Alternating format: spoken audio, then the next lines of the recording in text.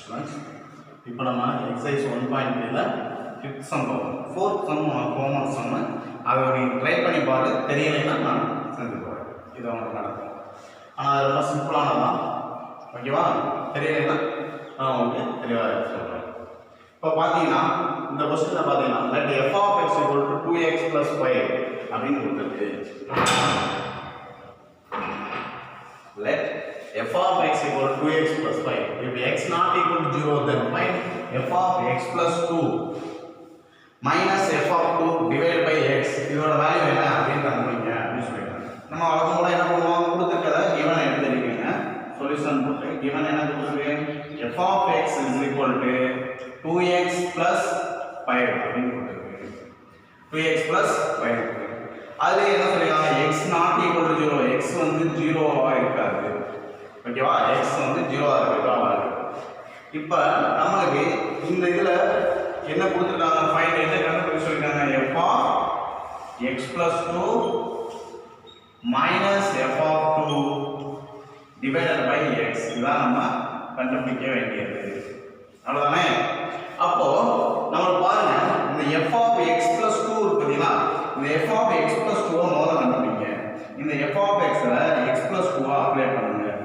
x ன்ற இடத்துல x plus 2ன்றத apply பண்ணுங்க. தனித்தனியா கண்டுபிடிக்கணும். அப்படிங்கும்போது என்ன ஆகும், இந்த 2x plus 5 இருக்கா, அந்த 2ன்ற இடத்துல 2 into x க்கு பதிலா என்ன பண்ணணும், x plus 2 அப்படின்னு போடுங்க. அடுத்து என்ன இருக்கு, plus 5 இருக்கு, plus 5 அப்படி போடுங்க. இப்போ இத உள்ள ஒண்ணே மல்டிப்ளை பண்ணும்போது என்ன ஆகும், 2 into x 2x 2 into 2 4 plus 5. புரியுதாப்பா?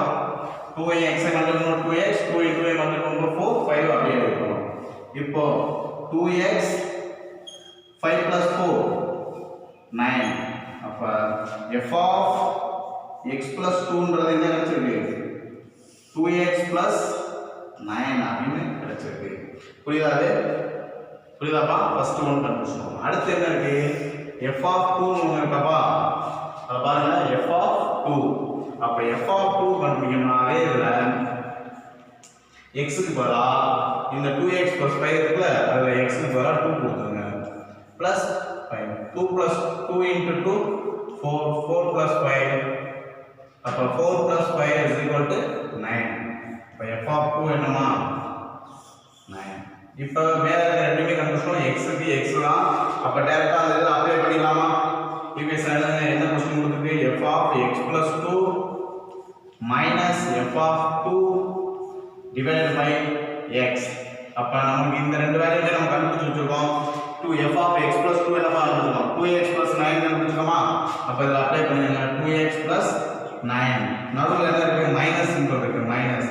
இங்க f of 2 என்ன கண்டுபிடிச்சோம், 9 டிவைட் பை கீழ என்ன இருக்கு, x இருக்கு. அப்ப என்ன வரும், 2x அப்படியே எழுதிக்கங்க. இந்த plus 9 minus 9 கேன்சல் ஆயிடுமா, 0 ஆயிடுமா. அப்ப 2x by x வந்துருமா.